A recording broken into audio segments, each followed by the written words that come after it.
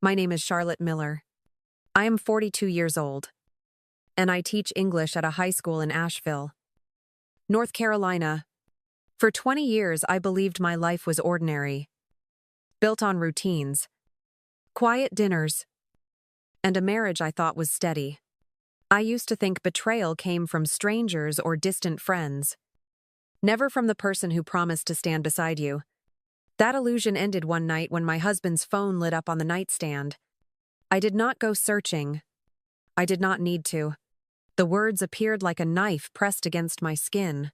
"You're the one I should have married." The message was not from a colleague or a nameless fling. It came from Isabella Grant, the woman Daniel had loved before me, the one I had only ever heard about in stories of college days. She had just finalized her own divorce, and now she was back, sliding into the cracks of my marriage like she had been waiting for the moment all along. He called her Bella, the name reserved for intimacy, and the way he wrote to her made my stomach turn.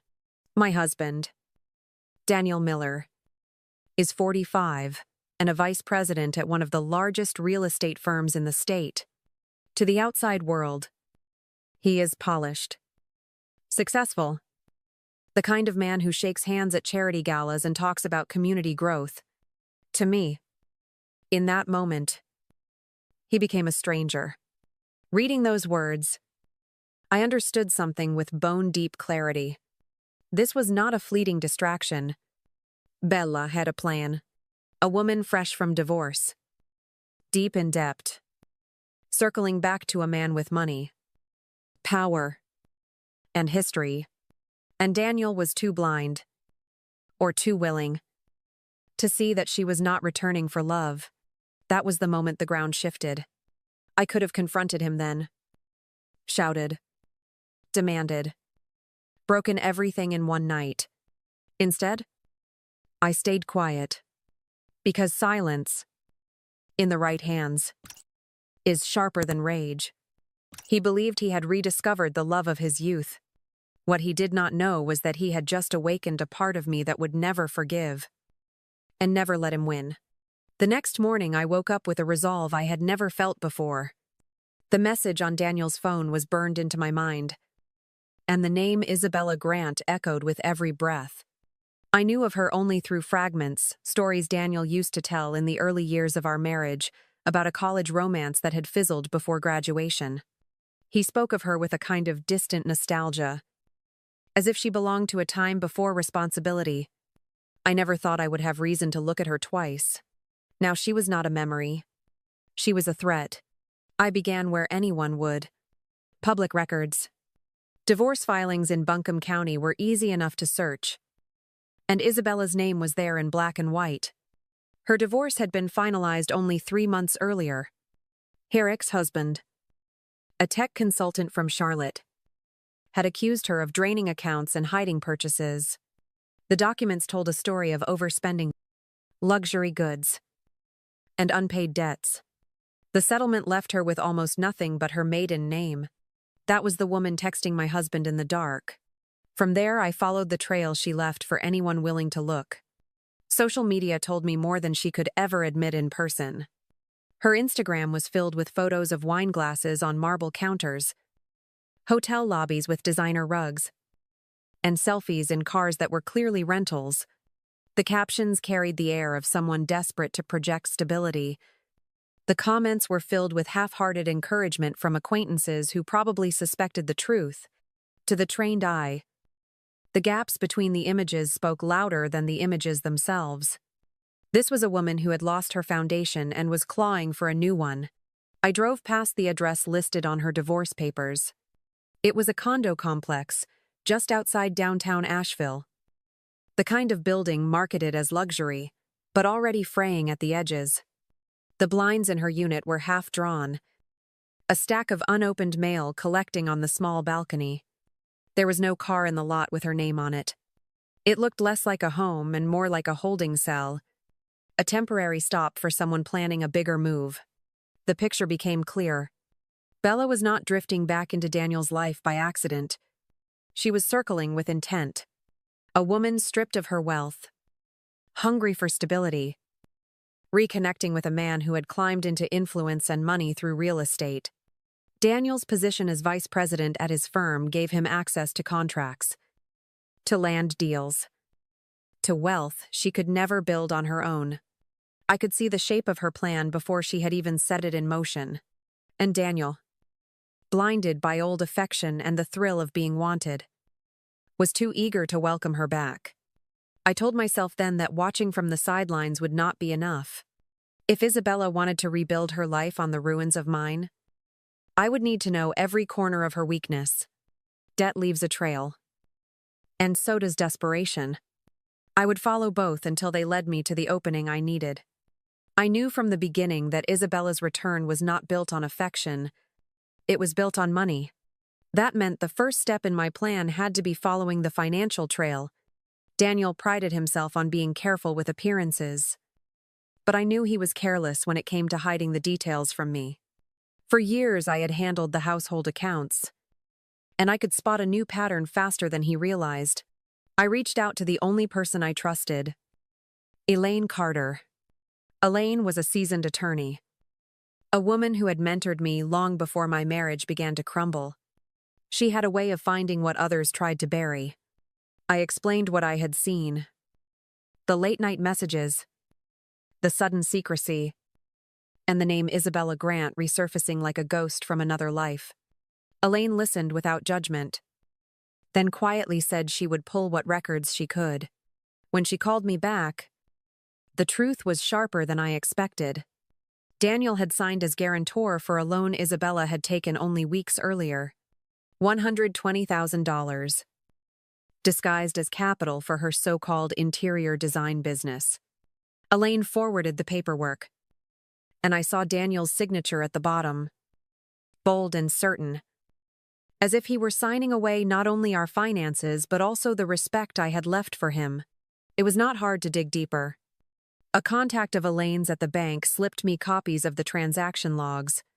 The money that should have gone to business expenses flowed straight into Isabella's personal debts, overdue credit cards, high-interest loans, and luxury purchases that matched the life she flaunted on social media. She had turned Daniel into her sponsor, and he was willingly draining himself to keep her afloat. I sat with those papers spread across my kitchen table. The evidence of betrayal lined up in neat rows of numbers and dates. Anger pulsed through me. But alongside it came clarity. Isabella was reckless, and Daniel was naive enough to follow her down. That combination was not a tragedy for me. It was an opening. I scanned the records, copied every file, and stored them on a small USB drive. Then I placed the originals back where I found them, leaving no trace. Evidence is a weapon, but timing decides how sharp it cuts. Daniel thought he was in control, protecting Isabella like a knight rescuing a fallen queen. What he did not see was that I had already mapped their downfall. One account, one signature, one lie at a time. As I closed the folder and slipped the USB into my bag, I whispered to myself, words he would never hear until it was too late. You can buy back an old flame, Daniel, but you cannot buy my silence. With the financial evidence secured, I knew the next strike had to wound Daniel and Isabella where they were most vulnerable: reputation. Daniel built his career in real estate on handshakes, charity dinners, and the illusion of being a trustworthy figure. Isabella, meanwhile, was desperate to restore her standing after the humiliation of her divorce. Together, they crafted an image of success that was already starting to crack. All it needed was a push. I prepared the information carefully. Anonymous leaks have to be precise, not reckless. I gathered the documents showing Daniel's signature on Isabella's loan, paired with the bank transfers that traced directly into her personal spending. I added screenshots of social media posts where she boasted about a new project, claiming her design company had been hired for work on a luxury development tied to Daniel's firm. To anyone outside, it looked like insider favoritism, and that was enough to set the public buzzing. The packet went out through an encrypted email to a local political blogger known for tearing into conflicts of interest. Within 24 hours, a story appeared online under the headline, "Real Estate VP Funds Lovers Failing Business with Company Ties." It was brutal in its simplicity. Photos of Isabella at events, her arm casually looped around Daniel's, were paired with sharp commentary about nepotism and corruption. The article asked how many contracts had been steered to her under the table, and whether investors could trust a company that blurred the line between personal affairs and professional deals. The ripple was immediate. Other outlets picked it up. First local, then regional. Isabella's name became a trending topic. Her credibility questioned not just as a designer but as a woman clawing her way back through someone else's checkbook. Daniel tried to manage the storm by issuing a statement through his firm, claiming the relationship was personal and had no bearing on company business. But the denial only fueled the story, because he had confirmed what the rumors suggested: there was a relationship, and it overlapped with his work. The timing was perfect. Senator Clifford Howard, who had quietly relied on Daniel for land acquisitions, was suddenly being mentioned in the same breath. Commentators speculated about how deep the ties went, and whether public funds were entangled with private indulgence. For a man in politics, even whispers of impropriety are poison. I could almost picture Howard sitting in his office, reading the headlines with clenched fists, wondering if Daniel was worth the risk. As the news spread, Daniel's polished mask began to slip. At home, he carried himself with forced calm. But I saw the way his jaw tightened, the way his phone vibrated endlessly with calls from colleagues and reporters. He thought he could manage it with charm. But charm does not survive scandal. And Isabella, for all her practiced confidence, had no defense when the foundation of her comeback story was exposed as fraud. I watched quietly, never once revealing my hand. To the world, it was a story of corruption and favoritism. To me, it was the second strike, cutting deeper than the first.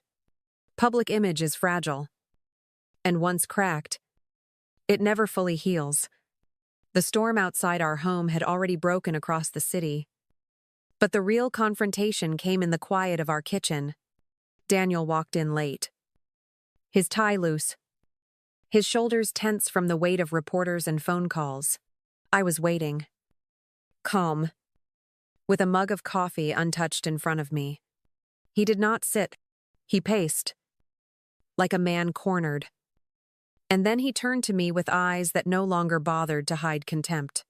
He told me if I dared to expose more, if I spoke about the money or the contracts, I would lose everything. He promised that the house, the accounts, even my name would be taken apart piece by piece. His voice was sharp, but underneath I heard fear. I let him talk, and while he spilled his threats, I slid my phone closer, recording every word. His arrogance blinded him to the simplest of traps. He admitted in his rage that he had shifted assets to Marcus Reed's bank, preparing to move property into other names. He called it protection. I called it confession. When he finished, I stood. The quiet between us was heavier than shouting. I looked him in the eye and told him the truth he refused to see. He had not only betrayed me with Isabella Grant, he had betrayed himself by underestimating me. Every threat he made was no longer a weapon in his hands. It was evidence in mine. His face faltered then. For just a second, as if he realized too late that the woman standing across from him was no longer the one who stayed silent through his excuses. I left him there with his drink half poured and his shoulders collapsing under the weight of his own words. The recording sat safe in my bag, more powerful than anything he could buy or promise. That night, I knew the balance had shifted. He thought he could frighten me into submission, but he had only proven that his empire was paper thin. I whispered to myself as I closed the door to our room, steady and certain. He had just signed the death warrant for his career. and he did it with his own voice. The threats Daniel hurled in our kitchen were still echoing in my head, but I no longer heard them as warnings. I heard them as proof.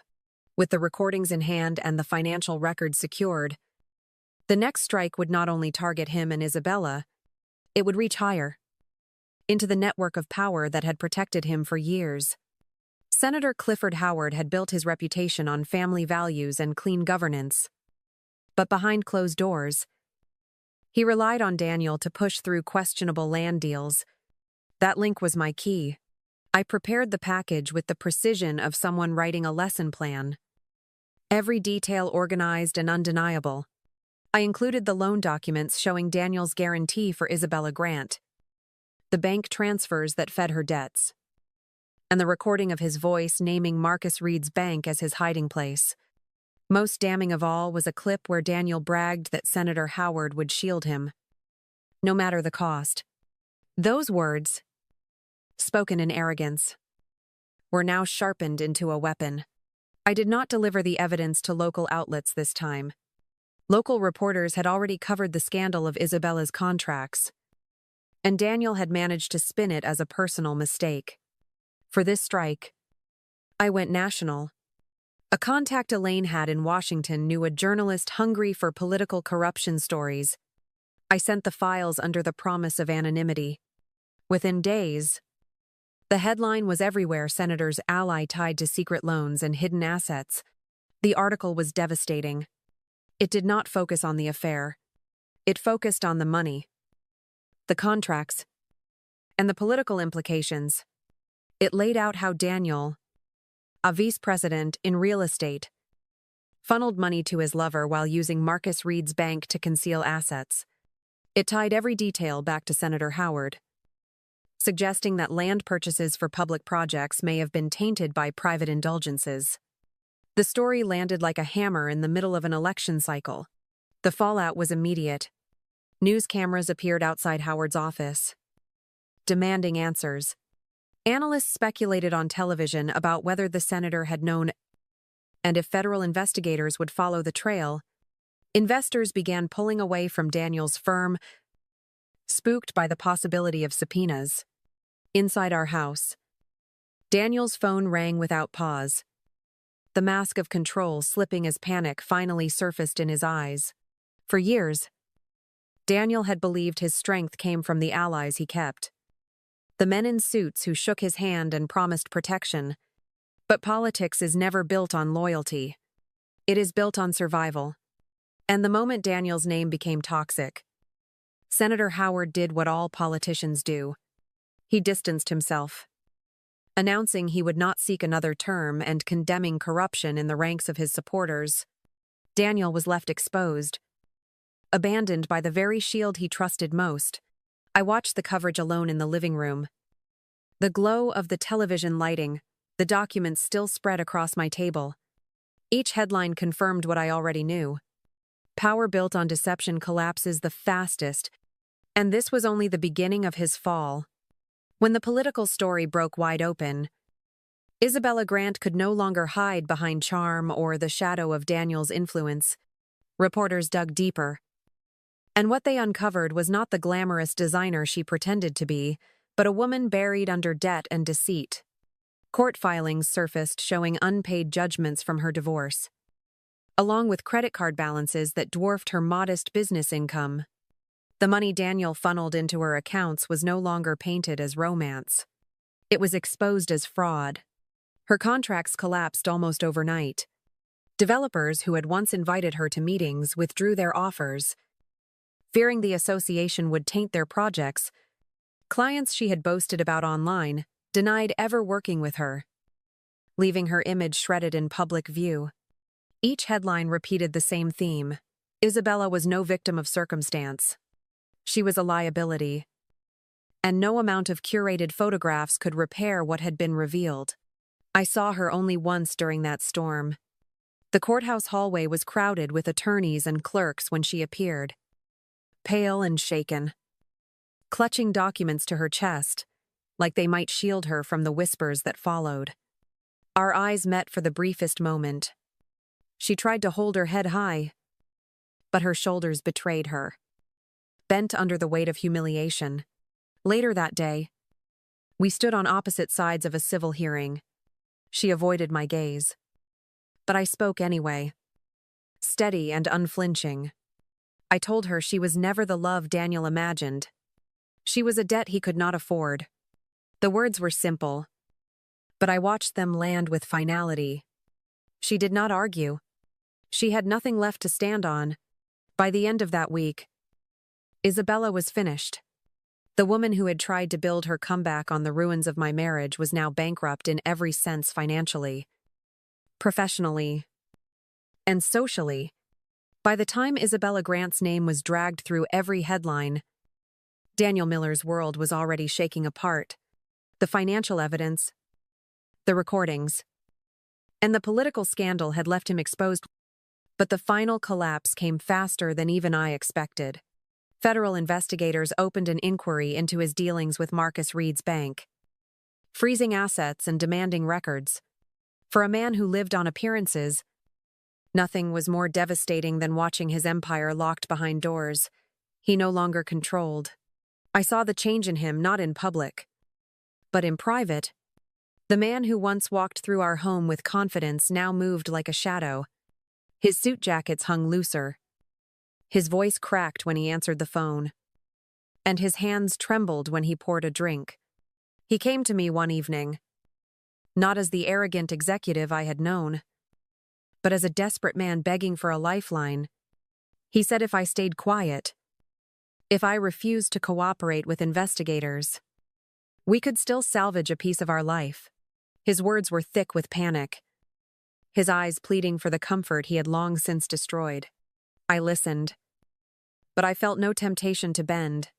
I told him plainly that silence had once been my prison, but now it was his sentence. He could not buy me back with apologies or promises. He had chosen Isabella. He had chosen de sight. And now he was living with the weight of both. The next morning, news cameras were outside his office as agents carried out boxes of files. His firm issued a statement placing him on indefinite leave, distancing themselves from the man who had once been their public face. Marcus Reed, the banker who had shielded him, was pulled into the investigation as well. His name now tied to Daniel's corruption. The allies Daniel believed unshakable were abandoning him one by one. For me, the collapse was not about revenge served with fire. It was about precision.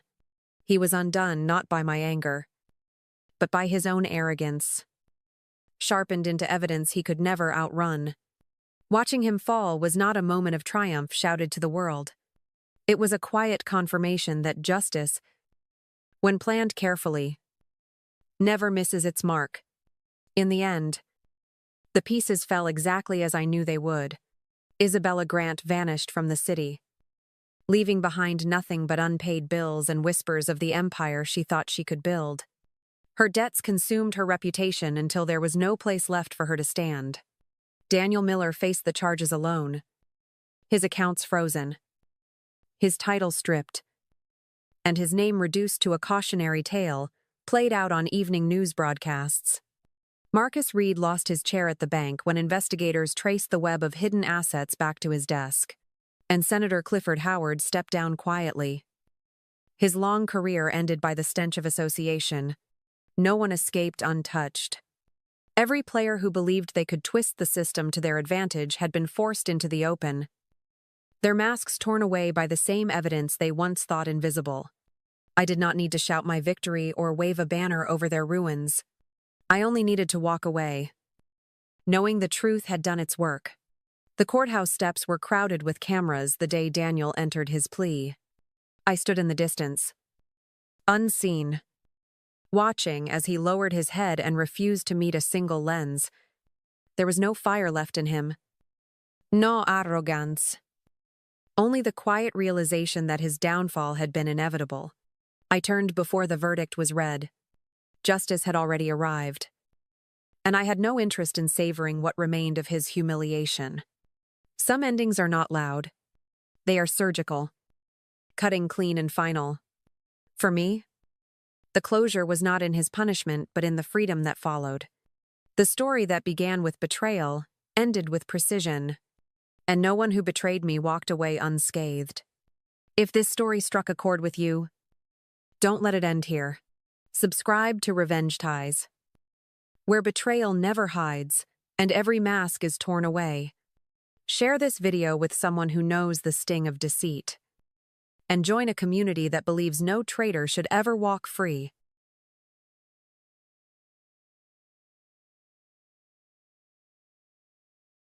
And that wraps up today's story. Now we want to hear from you. Where are you watching from? Drop your city or country in the comments, and let's see how far these stories reach. If this story moved you or gave you chills, give it a like, share, and subscribe for more powerful stories. One last thing, rate the story from 1 to 10 in the comments. Your feedback helps us bring you even better ones next time. Thanks for watching. We appreciate you being part of this storytelling journey.